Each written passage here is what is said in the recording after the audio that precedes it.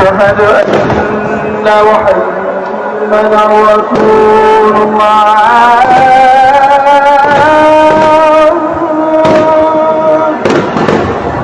أشهد أن محمدا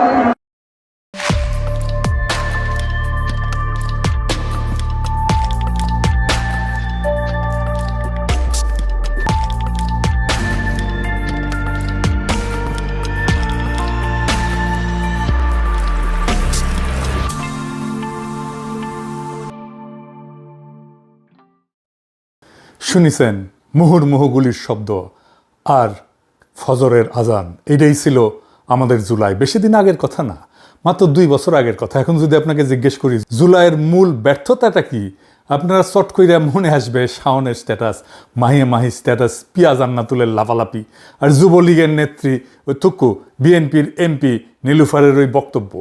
হাসিনার পুলিশের কাছে স্নাইপার ছিল না, কিন্তু কথা হইতেছে যুবলীগ নেত্রী নীলুফার থুকু বিএনপির এমপি নীলুফারের ওই বক্তব্যটাই তো ভুল।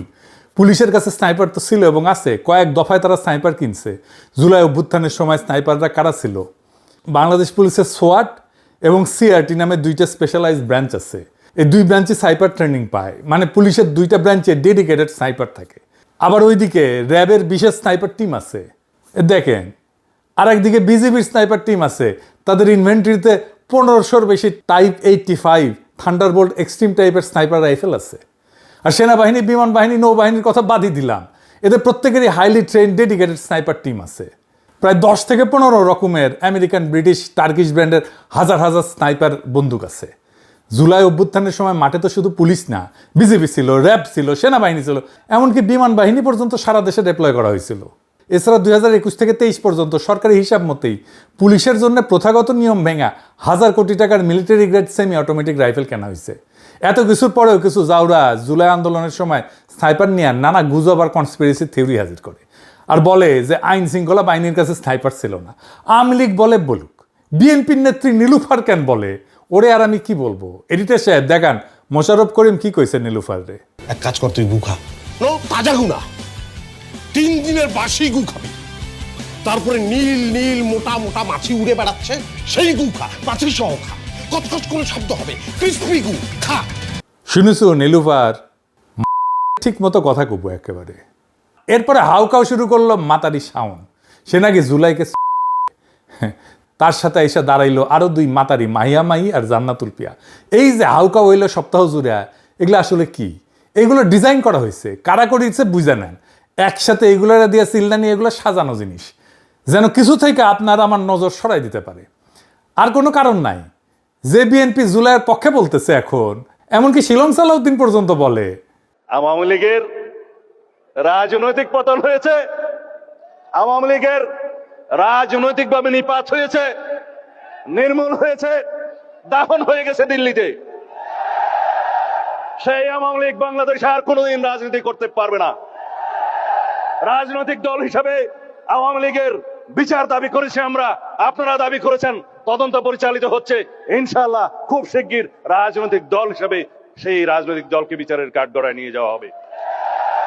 সংবিধানের 47 আর্টিকেল অনুসারে আইন সংশোধন করা হয়েছে, সন্ত্রাস বিরোধী আইনে আছে, আইসিটি একটা আছে, রাজনৈতিক দলের সংগঠনের বিচার করা যাবে। যে কারণেই হোক, সেই বিএনপির এমপি হুদা কামে জুলাইয়ের বিরুদ্ধে বলে না। তাইলে আসেন ধাপে ধাপে বুঝে দেখি আসলে কি লুকাইতে চায় তারা, আর কেন তারা এটা বলে। এইগুলা ডিস্ট্রাকশন, কোনো দুর্ঘটনা না, কোনো স্বতঃস্ফূর্ত ঘটনাও না।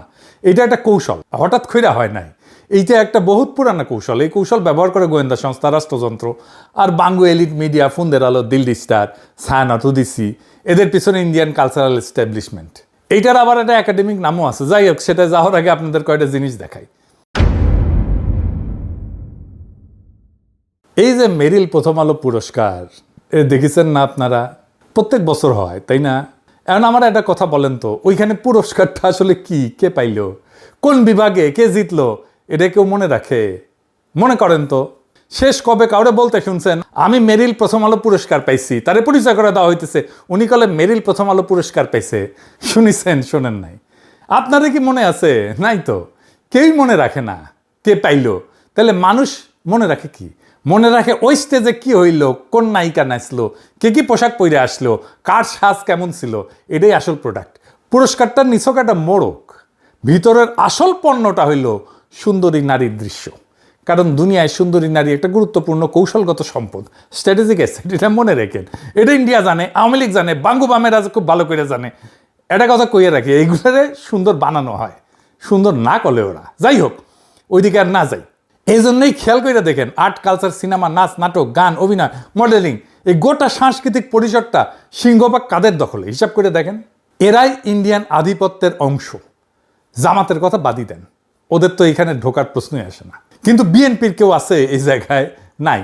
পুরা সাংস্কৃতিক পরিসরটা একটা নির্দিষ্ট বলয়ের হাতে, আর সেই বলয়টা কোন দিকে হেলানো সেটা আপনি নিজের চোখে দেখতে পান।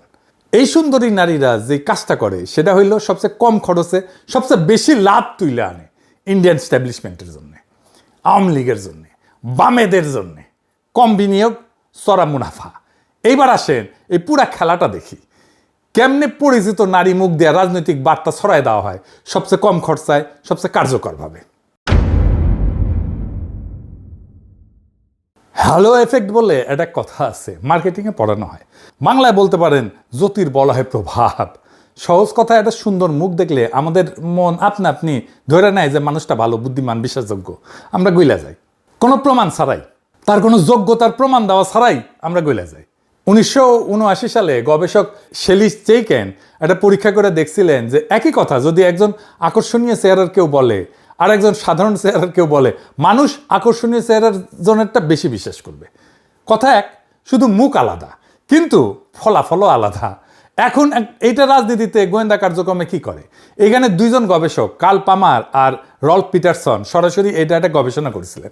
এটার নাম ছিল রাজনৈতিক বিশেষজ্ঞতায় উপলব্ধিতে সৌন্দর্যের প্রিমিয়াম। মানে রাজনীতি বিষয়ে জ্ঞান দেওয়ার ক্ষেত্রে সুন্দর মুখের কোনো আলাদা ভূমিকা আছে কিনা ওরা ম্যাপে দেখাইছেন। যাদের রাজনীতি জ্ঞান কম কিন্তু চেহারা সুন্দর, তারা অন্য মানুষের ভোট আর মতামত বেশি প্রভাবিত করতে পারে। বুঝেন ব্যাপারটা? জ্ঞান না, চেহারাই মানুষকে বাধ্য করে একজনকে রাজনীতি বোঝেন এমন কেউ হিসেবে মাইনে নিতে। এইখানে যা বিনিময় হয় সেটা তথ্য না, যুক্তি না, দলিল না। সুন্দর মুখটা কথাটা প্রমাণের আগেই বিশ্বাসযোগ্য করে তোলে।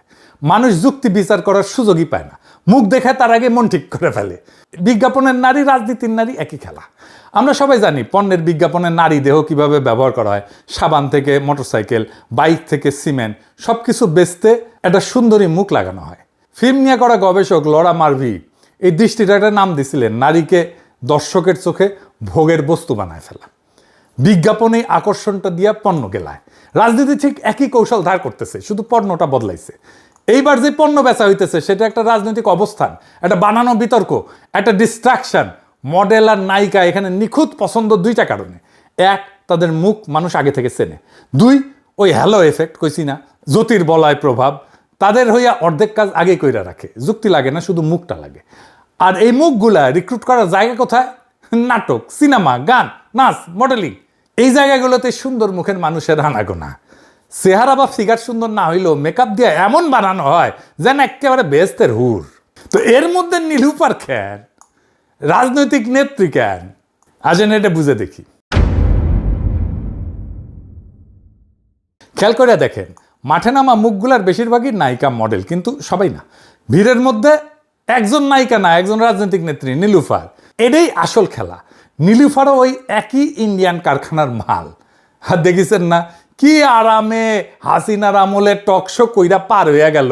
কোনো গ্যাঞ্জামের মধ্যে নাই, কোনো মামলা নাই, কোনো জেলখানা নাই, কোনো প্রোগ্রামেও সে থাকতো না। এটা একটা প্রশ্ন। এটা আগে বললাম, সুন্দর মুখ দেখে মানুষ গইলা যায়, তাহলে নায়িকা দিয়ে তো কাজ শেষ, নেত্রী লাগে কেন? পেঁচটা ধরেন। সুন্দর মুখ দেয় মনোযোগ, মুহূর্তের সম্মতি, চোখ আটকায়, মন গলে, কিন্তু এটা ক্ষণস্থায়ী। ভিতরে ভিতরে মানুষ জানে নায়িকা রাজনীতি বুঝে না, গ্ল্যামার আছে, ওজন নাই। সিরিয়াস ইস্যু শুধু নায়িকা দিয়ে দাঁড় করানো যায় না। এইখানে নেত্রী লাগে। নায়িকা দরজা খোলে, নেত্রী ভিতরে চেয়ার পাইতা বসে। নেত্রী সেইটা আনে যেটা নায়িকার নাই, ওজন, সিলমোহর। সে দাঁড়াইলে মানুষ ভাবে ও তাইলে এটা শুধু নাচ গান না, এটা শুধু গ্ল্যামার না, এর সাথে দু একটা সাংবাদিক, শিক্ষক জুড়ে দিলে জমে যাইতো। করতে পারিনি, টাইম পাইনি। প্রত্যেকের আলাদা কাজ। নায়িকা টানে চোখ, নেত্রী দেন রাজনৈতিক সিলমোহর। নায়িকা আনে সৌন্দর্য, নেত্রী আনে দোহাই। একটা টানে আর একটা টিকায়। রং আর সিল একই সাথে, জাল নোটও এতে আসলের মতো মনে হয়। তো এই মেশিন, এই সিস্টেম গোয়েন্দা সংস্থার এত কাছে এত জনপ্রিয় কেন? কারণ এটা সস্তা আর নিরাপদ। ইন্ডিয়ার রয়ের টাকা পয়সা কম, এরা কাজ করে মূলত মাইয়া দিয়া, এক টিকিটে 2 ছবির মতো। হানি ট্র্যাপও ইউজ করা যায়, কাজও করা যায়। আর সুবিধা আছে, এটা ঢাল, পুরুষকে কথা কইলে বিরোধীরা তারা ছিঁড়া ফেলতো একেবারে, কিন্তু কথাটা নারীর মুখ দিয়ে বাইর করেন। এইবার কেউ পাল্টা কিছু করলে রব উঠবে, নারী বিদ্বেষী, নারীর গায়ে হাত, সমালোচক পিছায় যায়। বার্তা ছোটে কিন্তু বার্তা বাহকরে ধরা যায় না। নারী মুখ এইখানে বুলেট প্রুফ জ্যাকেট একটা। 2 নাম্বার টনিক। আওয়ামী লীগের তৃণমূলের কর্মীরা মাঠে নামতেছে, মাইর খাইতেছে, জেলে যাইতেছে, মামলা খাইতেছে, এদের চাঙ্গা রাখা লাগে। এখন একটা সুন্দর মুখ দলের হইয়া কথা বললে কর্মী গরম হয়, উত্তেজনা বাড়ে, উদ্দীপনা বাড়ে। ক্রিকেট মাঠে সিয়ার লিডারদের মতো দেখেছেন না, টেকা দিলে আইসা নাইসা যায়। কাজ ওইটাই, মনোবল ইনজেক্ট করে ভিতরে। 3 নাম্বার কম খরচা, চড়া মুনাফা। যুক্তির ন্যারেটিভ বানাইতে গবেষণা লাগে, মাথা লাগে, তথ্য লাগে, দলিল লাগে, খাটনি লাগে, খরচা আছে, তাও ধরা খাওয়ার ভয় আছে। তার বদলে 4টা সেনা সুন্দর মুখ নামায় দেন, খরচ শূন্য, রিটার্ন বিশাল, চোখ টানে, মিডিয়া কাভার করে, ভাইরাল হয়, আসল প্রশ্ন চাপা পড়ে। এটাই লো কস্ট হাই রিটার্ন। শুরুতে যে কইছিলাম না কম বিনিয়োগে চড়া মুনাফা, এটা তার হিসাব। যে কোনো ধূর্ত ক্ষমতা এই হিসাবটা জানে। গোয়েন্দা সংস্থা তো জানেই, ইন্ডিয়া তো জানেই, বামেরা তো জানেই, আওয়ামী লীগ তো জানেই। এই যে এই মাতারিগুলো এত নির্লজ্জ, এটা প্রমাণ দিতেছি। অনেকে হয়তো জানে না। এটা হচ্ছে মুরাদের ব্যাকডোর ক্র্যাশ, মাইয়া মাইর একটা শ্যুট থেকে নেওয়া ছবি, ইউটিউবে আছে ভিডিওটা। তো এই মাই 2023 সালের মার্চ মাসে কারাল রানীর পুলিশের করা ডিজিটাল নিরাপত্তা আইনের মামলায় আটক হয়েছিল। সে ওই সময় দাবি করেছিল যে তাকে প্রেগনেন্ট অবস্থায় আটক করে নির্যাতন করা হয়েছে। এটা ছাড়াও মুরাদ তাকে জোর করে শেরাটনে যাইতে বলছিল। ওরে নাকি সে হিস্ট্রি সবাই জানে, জানেন না? না এডিটর সাহেব শুনান। এখন তুই আসবি, এখন ওইটাই মনে হয় যাচ্ছে। চুপ থাক, এখন আসবি। আমি মিটিং এ। তুই তুই তুই তুই লাইতে গেছিস, তুই বনানী রেস্টুরেন্টে খাইতে গেছিস। এই তোর খাবার অভাব হয়েছে রে মাগি। শুনিছেন? এরকম অপমানিত হইলে কোনো নারী ওই দলের আশেপাশে তো যাইতো না, যাইতো বলেন? মানে টাকলা মুরাদ যদি একজন বাজারের আচরণ করতো, সে দেখিতে আওয়ামী লীগের সার্ভিস দিত না, ইমো সার্ভিসও দিত না, কিন্তু এই মাতারি দেয় সার্ভিস। আর আরেকজন দেখেন, এই যে এই 2রা আগস্ট 2024 বাংলাদেশের মাটি যখন রক্তে ভিজে যাইতেছিল, মানুষ উদ্ভ্রান্ত হইয়া মুক্তি কামনা করতেছিল, তখন ব্যস্ত ছিল উদ্দাম আমোদ প্রমোদে। আজকে সে শাওনের পাশে খাড়াইছে। হ্যাঁ, এটাই খারাপ। তো ওর নাকি বিবেক বোধ জায়গায় উঠছে। ওরে বাপরে, বিবেকের গোষ্ঠী কিলাই। ফ্যাসিস্টের চালাদের বিবেকবোধ কখন জাগ্রত হয় এটা আমরা ভালো করে জানি। ওই ভারতীয় পণ্য বয়কট আন্দোলনের টাইমে হাঙ্কারে মুক্তিযুদ্ধে ইন্ডিয়ার অবদান শিখাইতে এসেছিল। সেই যে আমি দিছিলাম বাম্বু। এডিটর সাহেব দেখান ওই আগেরটা। তার আগে একটু ওই বোতল সুন্দরীর নিয়ে কথা কয়ে নেই। আমি কইছি না এগুলো গ্ল্যামারের 12টা বাজায় দেবো। বোতল সুন্দরী কেন জানেন? এগুলা তো সৌন্দর্য আর গ্ল্যামার বেছে, কিন্তু ফিগার দেখেছেন সরিষার তেলের বোতলের না, কান ইনকা না কালে। তো বোতল সুন্দরী তোমার আসপর্দা দেখা আমি টাস্কিত হয়েছি। সেটা লাইভ করেছে, সে কি করছে দেখেন। So yes, hi everyone, Eid Mubarak. আমি এখন লাভিশ বুটিক স্যালুনে আছি। আচ্ছা, আমি একটা জিনিস বলতে চাই। হ্যাঁ, এই যে মানুষ আমার ছবির নিচে যে লেখেন বয়কট ইন্ডিয়ান প্রোডাক্ট, আপনারা হিস্ট্রি জানেন? ইনফ্যাক্ট আমার মনে হয় আপনারা জানেন কি জানেন? সাবিয়া, হিস্ট্রি জানেন? 1971, হ্যাঁ, এই যে বাংলাদেশের যুদ্ধ যে হয়েছে পাকিস্তানের সাথে, হিস্ট্রি জানেন? হ্যাঁ, আমার মনে হয় কি জানেন, আপনি জানেন, আমাদের অন্যান্য আছে, সবাই জানেন। বাট আমার মনে হয় আমার ফেসবুকে যারা শুভাকাঙ্ক্ষী আছে, অনেক ফলোয়ার্স আছে, তারা জানে না। তাদের জন্য জানাতে চাই যে আপনাদের একটু জানা উচিত যে 1971-এ ইন্ডিয়া আমাদেরকে, তারা তাদের অনেক আর্মি পার্সন পাঠিয়েছে, তারা হেল্প করেছে আমাদেরকে। যদিও তারা নিজেদের স্বার্থে করেছে বা হোয়াট এভার, বাট তাদের স্বার্থে যদি আমরা বেনিফিটেড হই, উই শুড অ্যাপ্রিসিয়েট ইট।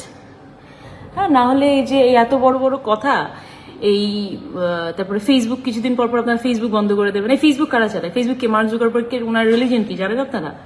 অশিক্ষিতর একটা লেভেল থাকে, লেভেল বাদে আপনার অশিক্ষিত হয়ে যান। একটু যান, একটু গুগল করেন, একটু গুগল করে জানেন যে যাদেরকে বয়কট করতে চান তারা কোথায় আর আপনারা কোথায়, এবং তাদেরই প্রোডাক্ট দিয়ে আপনারা এখানে আসতেছেন।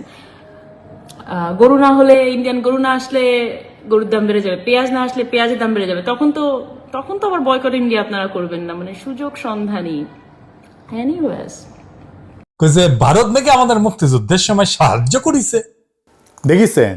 তবে এদের এই লাফালাফির চাইতে খুনি জিয়াউল হাসান আর ইনুরে হাত করা ছাড়া আদালতে যাওয়া, হাসি হাসি মুখ করে কথা বলা, ইনুর নাকি আবার গায়ে হাত দিবেন না করে চেন করে ওটা, এটা দেখাটা আমাদের জন্য বেশি অপমানের।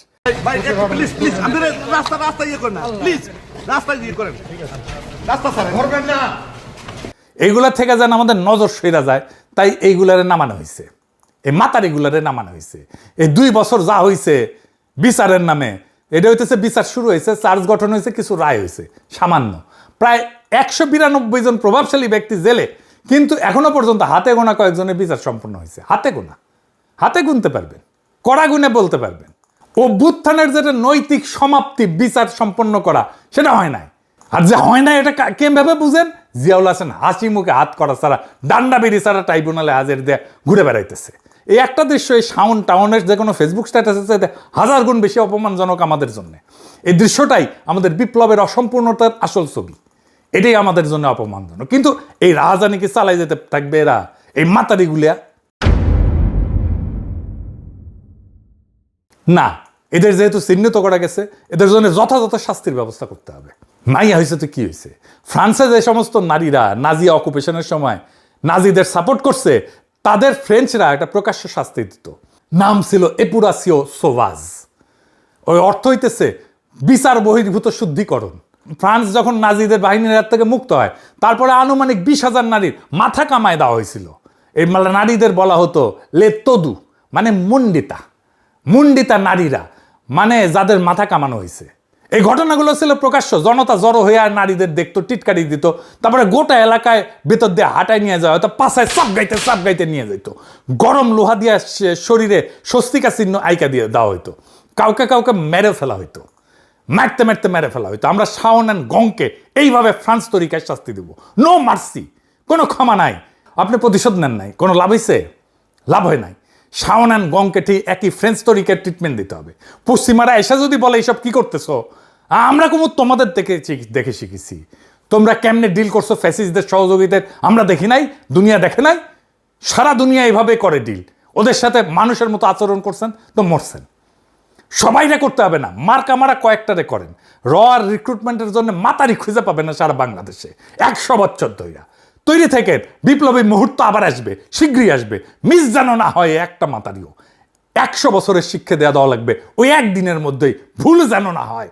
ইনকিলাব জিন্দাবাদ।